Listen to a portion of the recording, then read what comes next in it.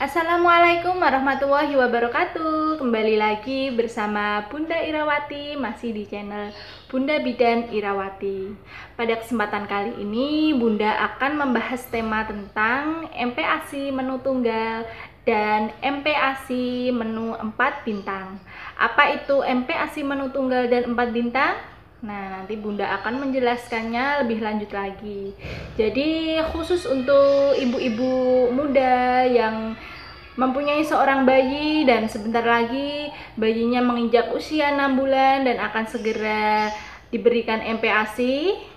MPASI menu tunggal ini dan menu 4 bintang wajib untuk dipelajari buat ibu-ibu semuanya agar nantinya anak dari ibu-ibu semua terpenuhi asupan gizi dan nutrisinya. Baik, di sini Bunda akan menjelaskan terlebih dahulu tentang MPASI.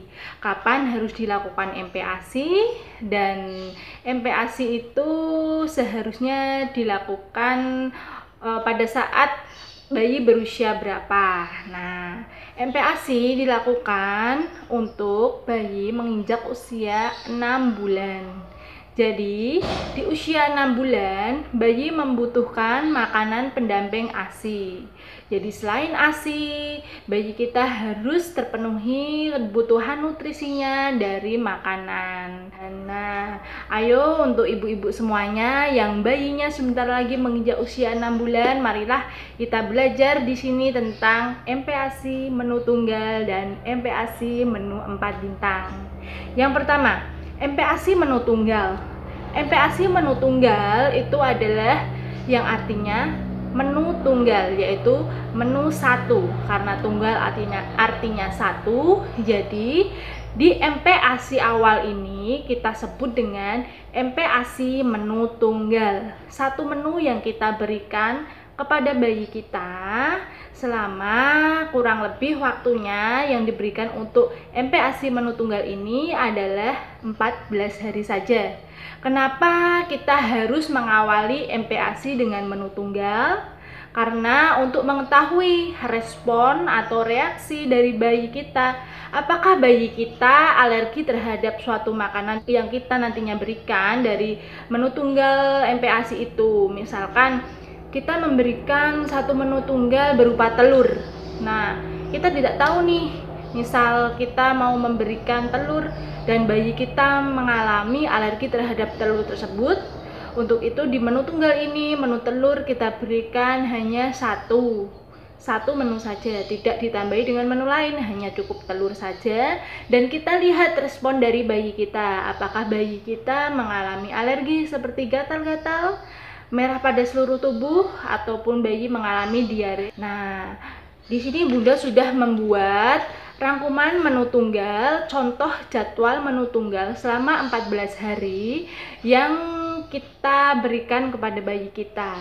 Jadi sebelum bayi kita menginjak usia 6 bulan, sebaiknya ibu-ibu harus menyiapkan jadwalnya terlebih dahulu. Kita tulis jadwalnya dari 1 sampai hari ke-14, yaitu jadwal hari ke-1 menunya apa, jadwal hari kedua sampai jadwal ke hari ke-14 menunya apa, semuanya harus tertulis dan kita tempel misalkan di dapur. Jadi sewaktu-waktu kita masak, kita sudah melihat daftar jadwal menu bayi kita. Jadi kita tidak usah untuk repot-repot bingung mau bikin menu apa sih untuk bayi kita, karena kita sudah punya jadwalnya. Nah, jadwal itu dibikin tidak sembarangan karena kita melihat dari makanan itu sendiri. Makanan kandungannya ada yang tinggi serat dan ada yang rendah serat. Makanan tinggi serat dan rendah serat itu tidak boleh diberikan misalkan tinggi serat semua, kemudian rendah serat semua. Jadi harus berselang-seling. Kenapa? Karena di sini pencernaan bayi, organ pencernaan bayi itu masih belum sempurna untuk mengolah makanan-makanan yang dia serap.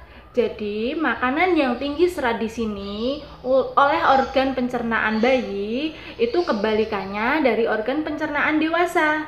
Kalau pencernaan dewasa kebanyakan tinggi serat bisa diare.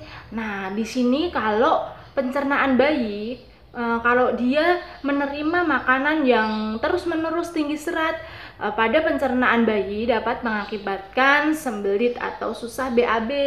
Makanya itu ibu-ibu harus memperhatikan antara makanan yang tinggi serat dan rendah serat. Nah, di sini Bunda sudah membuat contoh jadwalnya.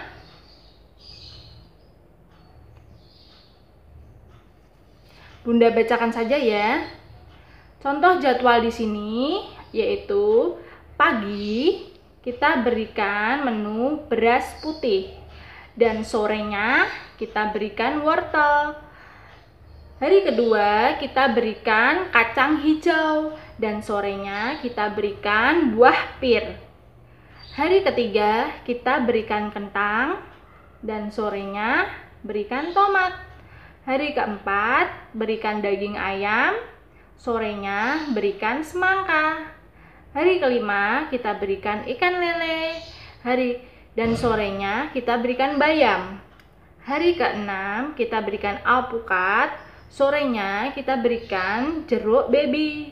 Hari ketujuh kita berikan tempe, sorenya kita berikan melon. Hari ke-8 kita berikan tahu sutra, sorenya kita berikan buah naga. Hari ke-9 kita berikan hati ayam dan sorenya kita berikan pepaya. Hari ke-10 kita berikan telur puyuh, sorenya kita berikan labu siam atau cipang. Hari ke-11 kita berikan labu kuning, sorenya kita berikan gambas atau oyong. Hari ke-12 kita berikan udang, sorenya kita berikan kembang kol. Hari ke-13 kita berikan telur ayam kampung, sorenya kita berikan pisang. Dan hari terakhir atau hari ke-14 kita berikan ikan belana atau ikan laut, sorenya kita berikan kacang panjang. Nah, seperti ini Bunda bikin jadwalnya, nanti teman-teman bisa menyontohnya dan bisa ditempel di tembok di area dapur rumah masing-masing. Nah, jadwal ini yang Bunda beri tanda merah, pakai bolpen merah, itu adalah makanan dengan tinggi serat. Nanti ibu-ibu bisa tuh googling makanan apa saja yang tinggi serat dan makanan apa saja yang rendah serat.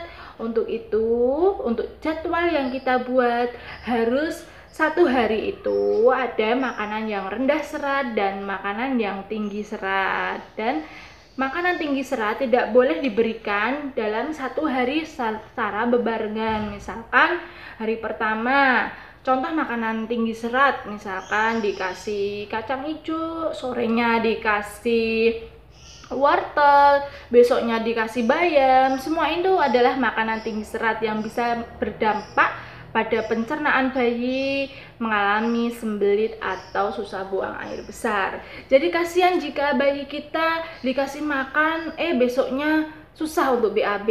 Dia akan mengejan dengan sangat kuat kesakitan karena BAB-nya konsistensinya keras. Untuk itu kita harus menyelingi antara rendah serat dan tinggi serat supaya bayi kita tidak BAB-nya pun akan lancar dan pencernaannya pun akan ringan. Nah, jadi supaya pencernaan bayi kita terjaga, kita harus penuhi asupan nutrisi bayi kita selama awal MPASI dengan menu tunggal, dengan memperhatikan makanan tinggi serat dan rendah serat. Kemudian kita cara membuatnya pun tidak asal-asalan. Jadi makanan untuk bayi pada awal mula MPASI, kita cara membuatnya dengan berupa pur. Pur itu dengan cara makanan tersebut kita cuci terlebih dahulu, kemudian makanan tersebut kita kukus selama kurang lebih 10-15 menit atau sesuai tergantung makanan apa yang kita kukus. Nah, setelah makanan benar-benar matang dan empuk, kemudian makanan tersebut kita saring, kita pencet-pencet menggunakan saringan kawat saringan kawat seperti saringan kawat pada perlengkapan MPASI atau saringan kawat buat menyaring teh itu juga bisa. Yang penting saringan tersebut kita taruh makanan di atasnya dan kita pencet dengan sendok, makanan bisa keluar melalui bawahnya. Jadi kita pencet sampai semuanya keluar di bawah saringan tersebut. Nah, yang kita gunakan yang sudah keluar di bawah saringan itu kita ambil, kemudian ditaruh di wadah mangkok, kemudian kita beri air kaldu. Air kaldu di sini adalah kita buat sendiri juga. Dari misalkan kaldu ayam, kita menggunakan daging ayam, dicampurin daun bawang, terus kemudian ditambahin wortel, kemudian ditambahin bumbu seperti bawang putih, bawang merah, kemudian kita godok sampai benar-benar matang, kita ambil airnya saja. Nanti menu kuah kaldu ini banyak di googling, bisa ibu-ibu praktekkan, ambil salah satu menu kuah kaldu, misalkan kuah kaldu ayam, kuah kaldu ikan, kuah kaldu ikan dari kuah kaldu udang juga bisa. Itu kuahnya nanti buat campuran MPASI yang sudah kita saring tadi, dicampur dengan kuah tersebut.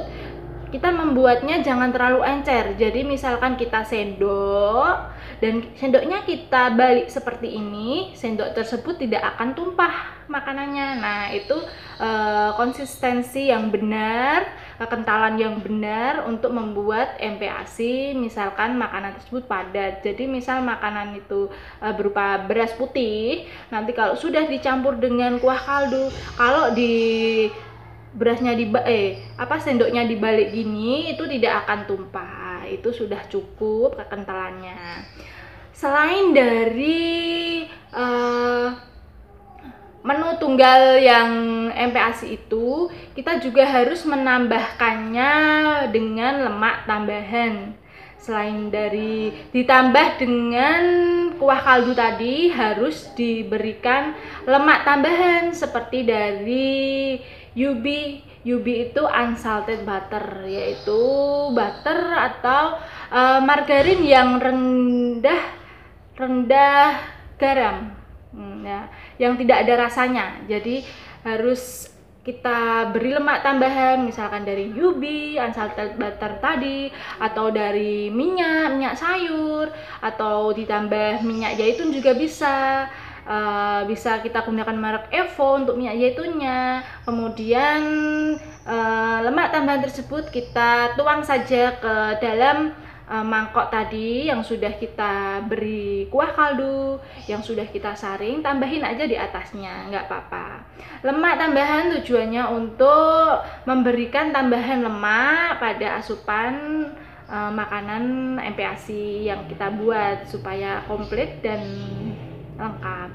Jadi lemak tambahan tersebut diberikan di atasnya sedikit saja, kemudian diaduk. Berapa banyaknya MPASI untuk awal? Untuk awal kita memberikan cukup 2-3 sendok saja. Jangan terlalu berlebihan, misalkan baru awal makan kok sudah dikasih 1 mangkok, nanti bayi kita bisa kekenyangan, bisa muntah, semua makanan keluar. Makanya secukupnya saja, banyaknya yaitu 2-3 sendok saja. Itu nanti semakin bertambahnya usia, banyaknya makanan juga semakin bertambah. Untuk awal kita dari usia 6 bulan sampai 8 bulan cukup 2-3 sendok saja. 8 bulan sampai mau menginjak usia 9 bulan kita menggunakan separuh mangkuk yang ukuran 250. Kemudian usia 1 tahun 9 bulan sampai 1 tahun kita banyaknya makanan yaitu 1/3 dari mangkok 250, dan usia 1 tahun ke atas sudah 1 mangkok ukuran 250. Nah, jadi bertahap, tidak langsung bayi kita awal dikasih makan langsung dikasih makan banyak, itu enggak, kasihan. Jadi harus bertahap, dari sedikit dulu 2-3 sendok sampai nantinya bertahap menjadi lebih banyak. Selain itu, untuk keenceran makanan itu juga bertahap. Dari awal memberikan makanan itu berupa bubur yang tadi konsistensinya jika dituang seperti ini tidak tumpah, kemudian usia 8 sampai 9 bulan itu kita saring agak kasar, jangan terlalu lembut. Kemudian usia 9 bulan sampai 1 tahun kita tingkatkan lagi kekasarannya. Kemudian 1 tahun ke atas sudah berupa nasi. Kalau bayi kita masih belum mau dengan nasi, kita masih tetap dengan disaring kasar sampai bayi kita benar-benar mau menerima makanan padat, nasi utuh sama lauk pauknya. Nah, itu tadi menu tunggal MPASI selama kurang lebih 14 hari untuk menentukan apakah bayi kita mengalami alergi terhadap suatu makanan dan reaksinya serta reaksi dari BAB-nya bagaimana. Apakah diare, apakah masih aman, masih baik-baik saja. Untuk itu selalu diperhatikan ibu-ibu semuanya. Jadi setiap memberi makan diperhatikan. Besoknya apakah bayi kita mengalami alergi makanan, susah BAB atau gimana. Kalaupun bayi kita mengalami alergi makanan tersebut, jadi kita sebagai ibu nih tahu. Jadi bayi kita, oh ternyata bayiku mengalami alergi terhadap makanan ini. Jadi besok-besok tidak dianjurkan untuk memberikan makanan itu lagi. Dan juga apakah bayi kita mengalami diare setelah makan itu. Makanya kita harus selalu memperhatikan makanan yang masuk untuk bayi kita. Nah, yang selanjutnya selain MPASI, menu tunggal di awal setelah bayi kita lulus.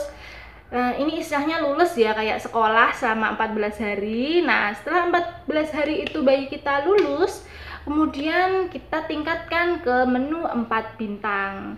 Dikatakan menu 4 bintang itu karena terdiri dari 4 macam menu. Yang pertama itu mengandung karbohidrat. Yang kedua itu mengandung protein. Yang ketiga, protein di sini ada yang 1 dan 2. Protein pertama, protein hewani. Protein kedua, protein nabati. Dan yang keempat, sayur-sayuran atau buah-buahan. Bunda ulangi, menu 4 bintang itu terdiri dari karbohidrat, protein hewani, protein nabati, dan yang terakhir sayur-sayuran atau buah-buahan. Jadi keempat-empat ini harus ada dalam menu 4 bintang setelah lulus dari menu tunggal 14 hari itu tadi. Jadi menu 4 bintang juga harus diperhatikan makanan yang rendah sama tinggi seratnya. Misalkan contohnya kita membuat menu 4 bintang di hari pertama pagi hari. Contohnya karbohidratnya kita ambil dari beras putih. Beras putih itu rendah serat. Kemudian protein hewaninya kita ambil dari kuning telur ayam kampung. Kuning telur ayam kampung juga rendah serat. Kemudian protein nabatinya kita ambil dari contohnya buncis. Buncis itu termasuk protein nabati yang tinggi serat. Kemudian yang keempat, kita tambahin dengan sayuran atau buah-buahan, misalkan tomat. Tomat itu rendah serat. Nah, keempat menu ini kita masak seperti yang caranya tadi, dikukus, dibikin pur ya, dikukus, kemudian disaring, kemudian ditambahi kuah kaldu dan ditambahi lemak tambahan. Kemudian kita aduk, atur kekentalannya. Kira-kira kalau sendok kita balik seperti ini tidak akan tumpah ya. Nah, menu 4 bintang itu kita bisa berikan selama kita memberikan MPASI kurang lebih sampai usia yang berbentuk bubur sampai usia kurang dari 1 tahun. Nanti kalau 1 tahun ke atas kita menu 4 bintangnya berbentuk makanan padat utuh ya. Nah, demikian tadi dari ulasan Bunda mengenai menu tunggal awal MPASI dan menu 4 bintang.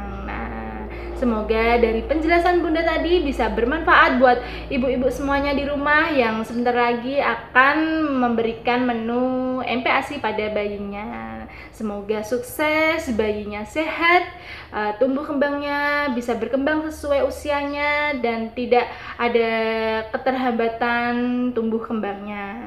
terima kasih. Demikian penjelasan dari Bunda. Kurang lebihnya Bunda mohon maaf. Wassalamualaikum warahmatullahi wabarakatuh. Dadah.